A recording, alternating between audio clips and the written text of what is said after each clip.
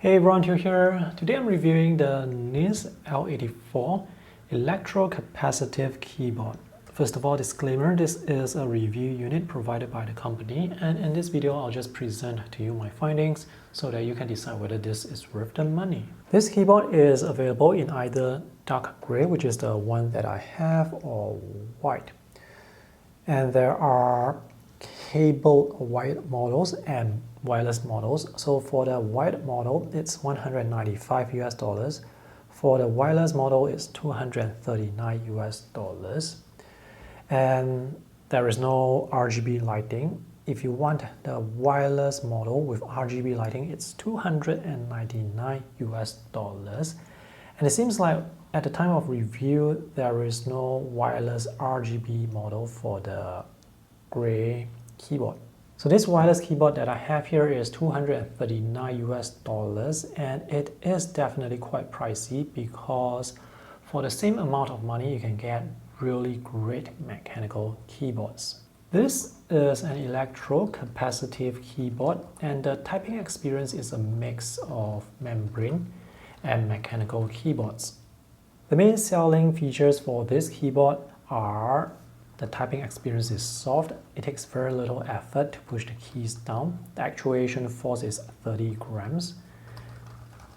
There isn't much typing sound. This is a low-profile keyboard. It's compact. It doesn't take up much space on the table, at least for the L84 model with 85 keys. Battery capacity is 3000 milliamp hours, and I do not have the exact battery life in terms of number of hours to tell you because it's difficult to test, but I can see that battery life is good. Anyway, there is a display here to show you the battery life, so you can always charge it before it goes to 0.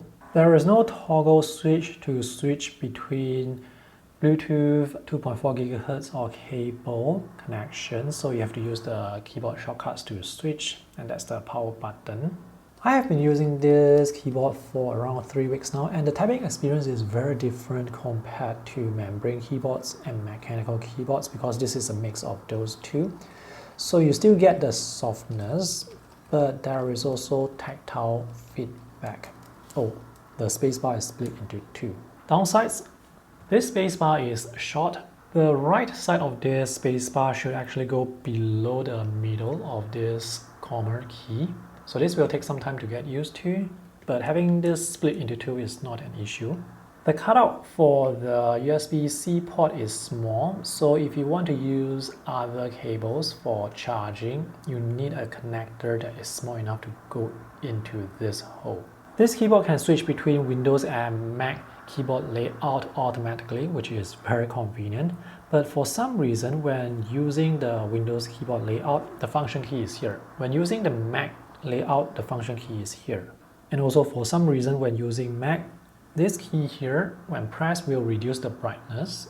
I have a high tendency to press the brightness reduction key here by accident when I just want to press the delete key. So when that happens, I have to press this key to increase the brightness. This keyboard supports many shortcuts and software features which are configurable using the Windows-only software. So let me just show you a few. You can swap the caps lock and the control key. The keys here can be used as a mouse pad. Can you see the mouse icon in front of the keys? And the keys here can be used as a number pad. Because there are so many shortcuts, you have to remember the many key combinations required to use those shortcuts. So those are the main pros and cons you should know. As to whether this keyboard is worth the money, well, you guys can decide.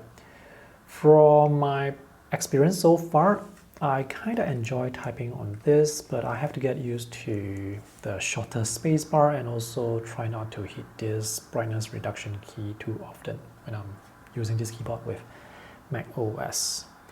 Okay, on to the full review. Let's take a look at the items included with the purchase. So in the box you will find a keyboard, replacement keycaps, extra switches. There is a demo switch here so that you can have a look at this to know how to install the switch, which is made up of several parts. There is this part here where you press down, the orange O-ring. this plastic part which should go above here, and there is the spring which should go under the toggle or the key press. There are only 5 extra switches, but they have provided many more springs. And this is the keycap puller and a rather long USB-A to USB-C charging cable. And this is, since I have this, let me just show you how the switch works. So let me just open this up. I can actually use my fingernails to open this up. So this is the thing that's in the keyboard, and this is the membrane. And just below the membrane, you can see the spring. So when you press down on this, this will push the key back up, and this is quite soft. The actuation force, according to the company, is 30 grams, which is considered low. Now when you put this thing inside the plastic holder, it should be diagonal, yeah, so they can push it all the way in. And when you fit this in, make sure the clip, there is a clip here, goes to the clip section, like that. Okay, so now it's in. Now this is quite fluid. There is some tactile feedback, but it's definitely not as obvious compared to a mechanical switch. And lastly, there is a silicone cover that is made specially for this keyboard. So this will prevent the keyboard from getting dusty, and you can clean this very easily. Design of this keyboard looks good. It's compact. The weight is 827 grams, and there is this, what's this called? Latch here, where you can lift up the keyboard easily. So I like to move my keyboard around so I can hold this and move it around quite easily.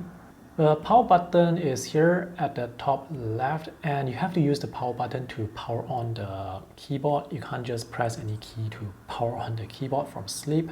I'm actually not sure what material is used to make the body, but it's quite stiff, so there is almost no flex at all. The surface is matte textured and the edges are rounded off, so there are no sharp edges. The texture feels really nice. The back is also matte textured. I don't see any visible screws. There are 4 rubber feet with good grip on the table, and this is the fold-out feet. This is the higher feet, and this is the lower one. And for some reason, the padding here is plastic instead of rubber. And here on the back, it says that this is a Plum enhanced keyboard.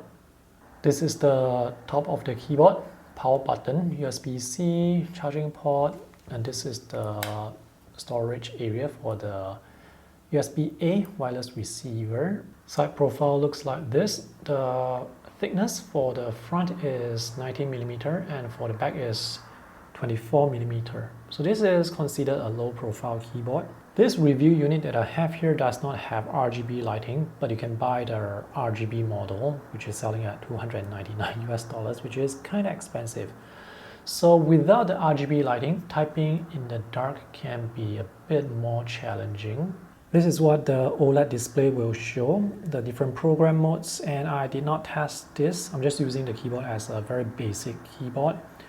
The keyboard layout, which will switch automatically depending on whether you're using Windows or Mac. This is very convenient. Now this keyboard can only connect to 2 Bluetooth devices, not 3, like many other wireless keyboards. And there is the 2.4 GHz connection here, and this is the battery level. This hole is just too small, so it's very difficult to use other cables. This one barely fits. And these are the status lights for number lock, caps lock, scroll lock, and connection. Red is for Bluetooth 1, green is for Bluetooth 2, and blue is for the 2.4 GHz connection. One thing I noticed is the display and the connection light will go off very quickly, and when you hit the key, the display light will come on, but not the connection light, even though this is connected. So when typing, the display will be on, but when you Do not use the keyboard for a long period of time. This will go into sleep and you have to press the power button to wake the keyboard. This keyboard is good if you want something that is quiet, and with the silicone cover that is included, there is barely any sound, but typing on the silicone cover doesn't feel as nice compared to typing without the silicone cover.